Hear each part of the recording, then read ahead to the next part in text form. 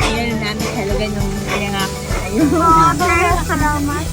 Para Yan na po lahat. So after that, magkapit bahay tayo. Wow! Ganun ko na yung sa kita tayo. para Tapos, ate, naging ulang. Parang si overlooking, di ba? Ang ganda. Sabi ko, parang tayo nasa bag dito.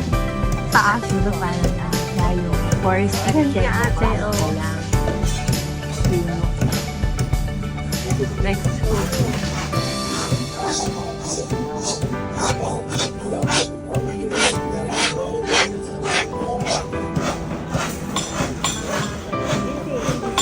Ang project ko mga data center. Akala ko kayo hindi yan.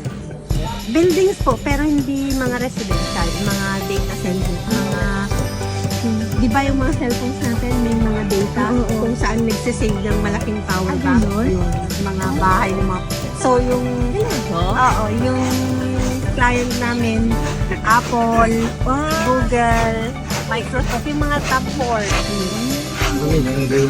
ito na po yung, ito po yung ano nyo.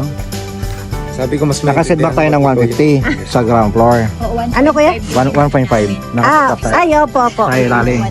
So after that, ito yung ground floor mo. And then ito yung open space na parking. And also ito po yung second floor. Oo, ayan. Wow. Ganyan po siya, ha? Sige po. So 1, 2, 3 rooms. 3 bedrooms. Okay na yun. Ito yung mga poste niya. Tapos panel na tayo pagkakali. Ganda na yan. Tuloy-tuloy na po Malaki yan. yung bahay mo. Patrabaho lang po siya sa foundation.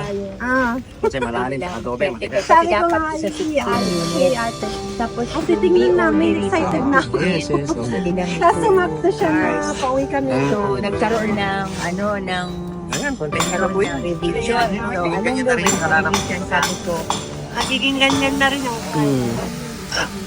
pero mas malaki daw yung unit na. Ayaw na.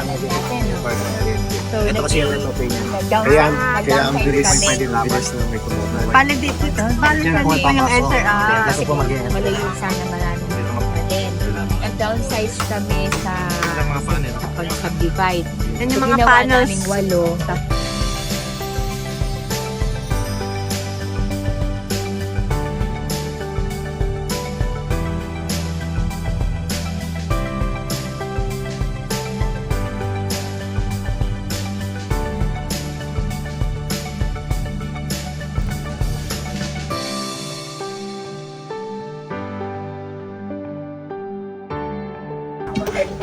Yun, sabi na, yung naling nila makakakulat na baha. Sinacheck namin si ate. Na baha pa ko. Tapos yung pagkagad sa malapit na po. Sabi yung pagkagad. Ano yung kasi nabayaran?